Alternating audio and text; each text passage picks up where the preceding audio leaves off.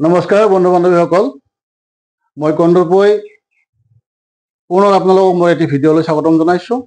বন্ধুসকল, আপোনালোকে নিশ্চয় জ্ঞাত এতিয়া পঞ্চায়তৰ নিৰ্বাচনৰ ঢৌ চলি আছে। সকলো ফালেই মাত্ৰ পঞ্চায়ত। ইয়াৰ মাজতে বিভিন্ন আলোচনা বিলোচনা পৰ্যালোচনা সমালোচনা চলি আছে। আমি সেইফালে নাযাওঁ, ভিতৰফালে নাযাওঁ। আমাৰ উদ্দেশ্য হৈছে কিছু প্ৰাৰ্থীৰ আমি মনৰ ভাৱ ৰাইজক জনোৱা আৰু তেওঁৰ যিখিনি ক্ষোভ আবেগ অনুভূতি আছে সেইখিনি ৰাইজৰ আগত প্ৰকাশ কৰা। আমি ইতিমধ্যে বিভিন্নজন ব্যক্তিৰ আমি সাক্ষাৎকাৰ গ্ৰহণ কৰিছোঁ, মনোভাৱ গ্ৰহণ কৰিছোঁ আৰু আপোনালোকে সেই ভিডিঅ'বিলাক গ্ৰহণ কৰিছে। আজি আমি পুনৰ এগৰাকী পঞ্চায়ত নিৰ্বাচনত অৱতীৰ্ণ হোৱা প্ৰাৰ্থীৰ কাষলৈ আহিছোঁ। তেখেত সকলোৰে পৰিচিত, আপোনালোকে সকলোৱে চিনি পায়। তেখেত হৈছে কৃষ্ণাই অঞ্চলৰ বিদ্যাপাৰা নিবাসী শ্বাহ আলম ডাঙৰীয়া। আলম ডাঙৰীয়া, আপোনাক মই স্বাগতম জনাইছোঁ।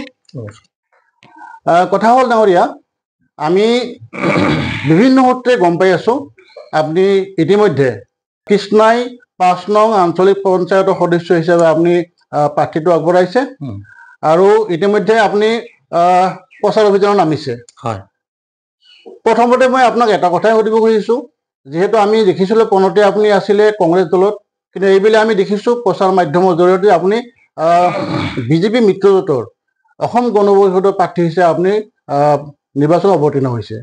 প্ৰথমতে আপোনাৰ মুখেৰে আমি জানিব খুজিছোঁ, আপুনি কংগ্ৰেছ দল ত্যাগ কৰি কিয় AGPত যোগদান কৰিলে?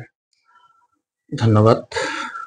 মই আচলতে আমাৰ কৃষ্ণাই অঞ্চলৰ ভিতৰত বিদ্যাপাৰাৰ এটা ডাঙৰ অঞ্চল। এইটো অঞ্চলত আমি এটা উচ্ছেদৰ নামত এটা ডাঙৰ সমস্যাত ভুগি আছোঁ। এই সমস্যাটো কেনেকৈ আমি চৰকাৰৰ দলৰ লগত থাকি আমি এই সমস্যাটা সমাধান কৰিব পাৰোঁ, সেই উদ্দেশ্য লৈ আমি কংগ্ৰেছ দল ত্যাগ কৰি বিজেপি দলৰ AGP মিত্ৰজোঁটৰ লগত চামিল হৈছোঁ। লগতে মই টিকেটো লৈছোঁ আৰু ইতিমধ্যে মই প্ৰচাৰত নামিছোঁ। তো মোৰ কাম কাজ অব্যাহত আছে। ঠিকে আছে ডাঙৰীয়া। কথা হৈছে এটা দুৰ্দুল্যমান অৱস্থা এই মুহূৰ্তত দেশত বিভিন্ন পৰ্যায়ত এটা বিতৰ্ক চলি আছে। আমাৰ ৱাকফ সংশোধনী বিল, উচ্ছেদ অভিযান ইত্যাদি ক্ষেত্ৰত বিভিন্ন বিতৰ্ক চলি আছে। সেইখিনি সময়তে আপুনি কংগ্ৰেছ ত্যাগ কৰি AGPত যোগদান কৰি AGPৰ পৰা নিৰ্বাচনত অৱতীৰ্ণ হৈছে। এই বিষয়টো আপোনাক নিৰ্বাচনী বৈতৰণি পাৰ হোৱাত কিবা অসুবিধা নকৰিবনে? তো মই ব্যক্তিগতভাৱে আশাবাদী যাতে আমাৰ ৱাকফৰ যিটো সমস্যা, এই সমস্যা আমাৰ ডাঙৰ যিবিলাক মানুহ আছে ইহঁতে সেইটো লৈ চিন্তা কৰিব। লগতে আমাৰ চৰকাৰৰ ওচৰত হয়তো বিভিন্নভাৱে আবেদন কৰি আছে। সেই ক্ষেত্ৰত যদি চৰকাৰে এই ক্ষেত্ৰত যদি ভাল চিন্তা চৰ্চা কৰে, সেইটো ক্ষেত্ৰত মই আশাবাদী।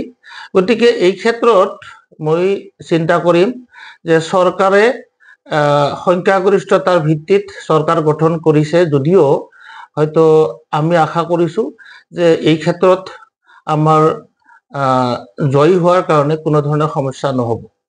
ঠিকে আছে ডাঙৰীয়া, আপোনাৰ উত্তৰখিনি ৰাইজে নিশ্চয় বুজি পাব। কথা হৈছে ইয়াৰ মাজতে এটা বিতৰ্কিত কথা চলি আছে।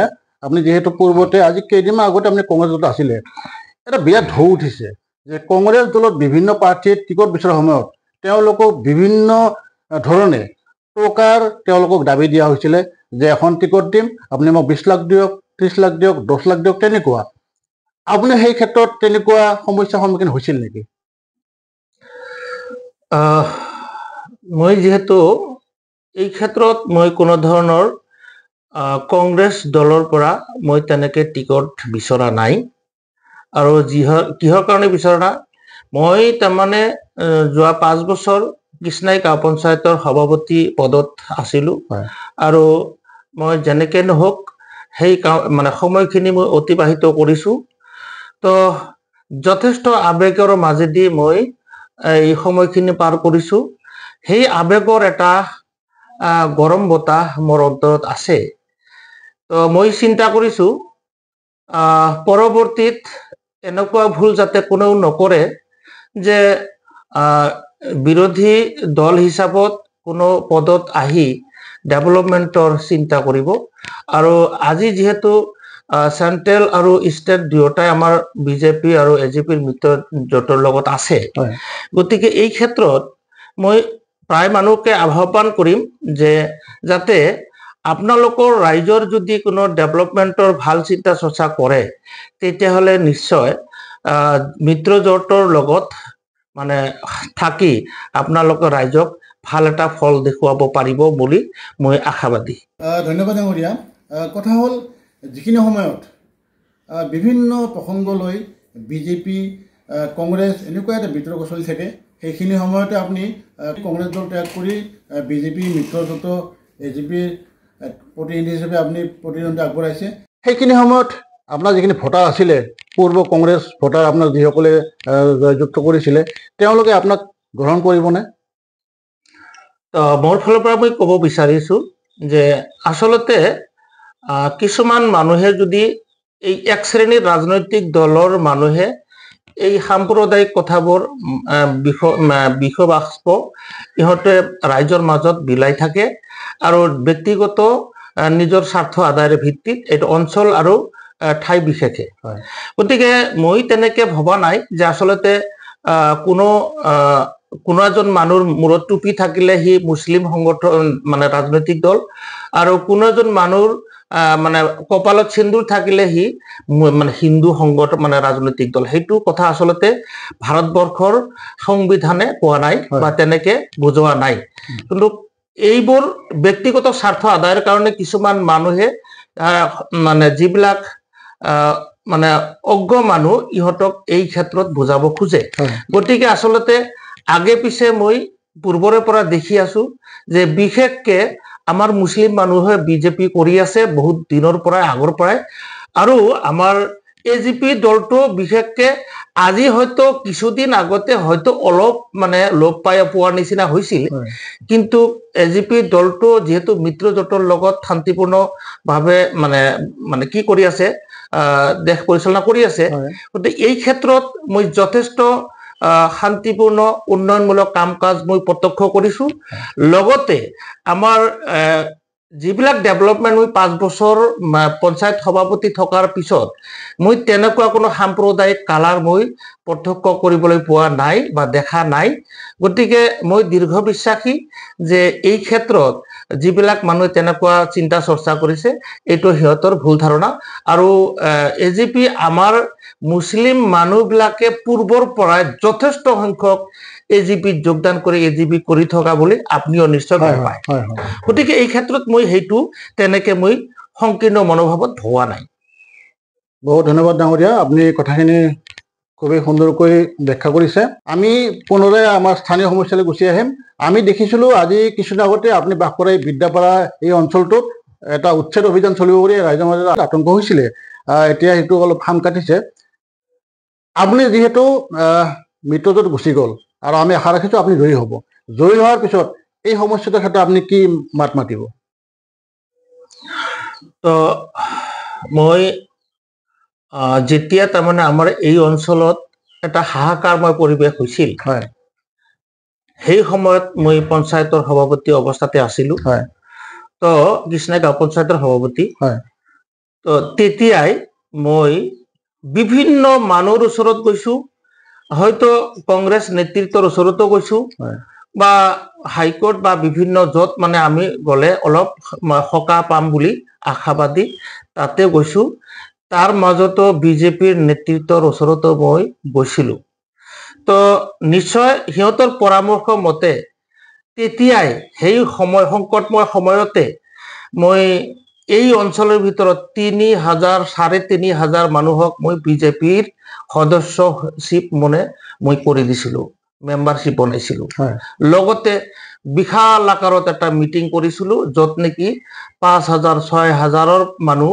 মানে তাতে উপস্থিতি হৈছিল তাতে আমি এই বিষয়ে আলোচনা কৰিছোঁ আৰু আজিৰ নেতৃত্বত যদি এই অঞ্চলবাসী ৰাইজৰ সমস্যাৰ বিষয়ে চিন্তা কৰি মোক জয়ী কৰাব পাৰে তেতিয়াহ'লে নিশ্চয় চৰকাৰ দলৰ লগত মানে এই বিষয়ে সমস্যাৰ বিষয়ে মই ওতপ্ৰোত জড়িত হৈ মই সমস্যাটো সমাধানৰ কাৰণে চেষ্টা কৰিম তেতিয়া মই ক'ব পাৰিম এই অঞ্চলৰ ৰাইজৰ হৈ যে পাৰিলে আপোনালোকে যদি পুনৰাই এই অঞ্চলক যদি আঘাত হানিব খোজে বা এই অঞ্চলৰ এই শান্তিময় পৰিবেশ নষ্ট কৰিব বিচাৰে তেতিয়া হলে আপোনালোকে টিকিট দিছিল আপোনালোকৰ এই অঞ্চলৰ মানুহ আপোনালোকৰ প্ৰতিনিধি বনাইছে আজিৰ সময়ত যদি তাৰ পিছতো যদি এই অঞ্চলৰ যদি কিবা ক্ষতি কৰিব বিচাৰে পোন প্ৰথমে মোৰ নিচিনা মানুহক গুলি কৰি মাৰক তাৰ পিছতে আপোনালোকে এই অঞ্চলৰ ক্ষতি কৰাৰ চেষ্টা কৰক মই এই কথা ক'বলৈ বাধ্য হ'ম দক্ষ সহকাৰে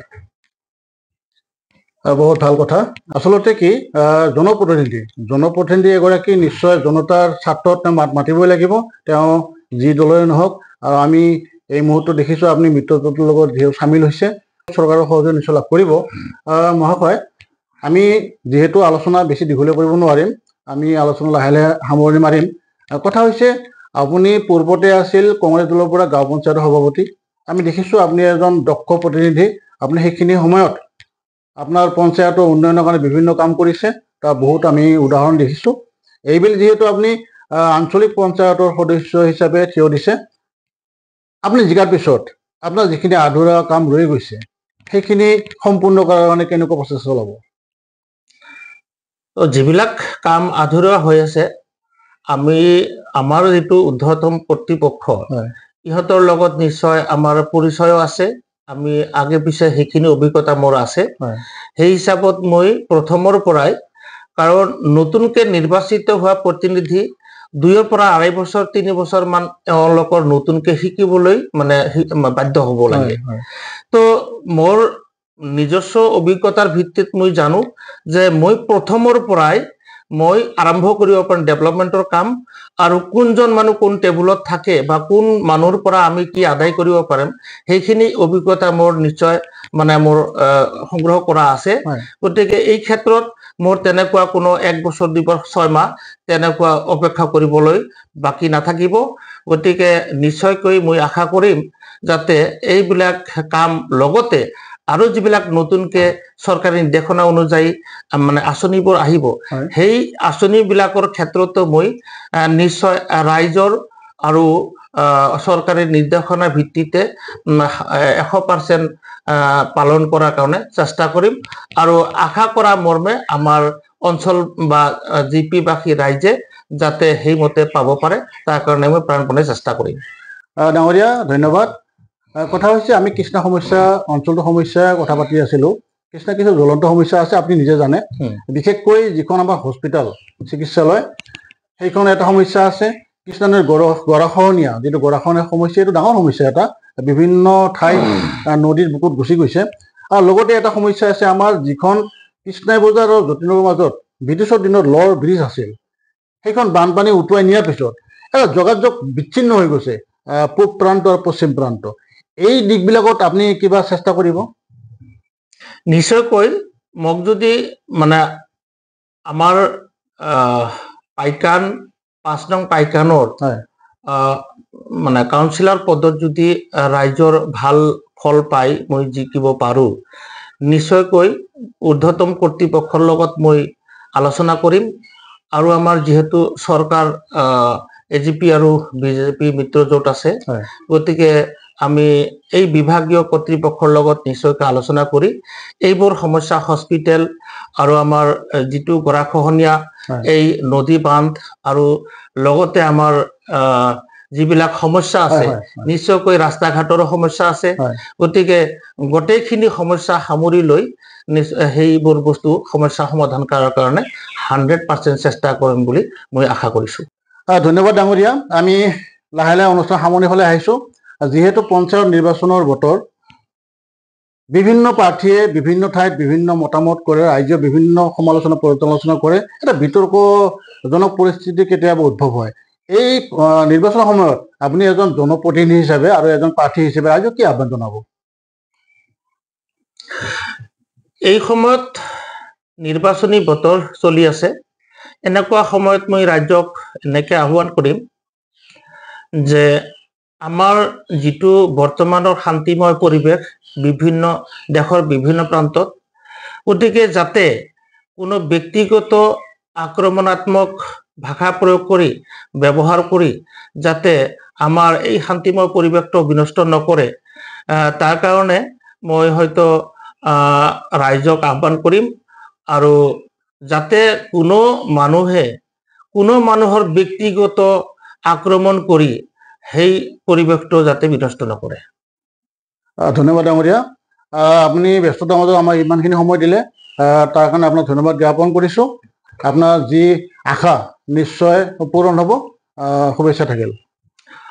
তো সদশেষত মই সমূহ ৰাইজ, দেশবাসী, লগতে মোক টিকেট প্ৰদান কৰা বিজেপি আৰু এজেপি মিত্ৰজোঁটক, সমূহ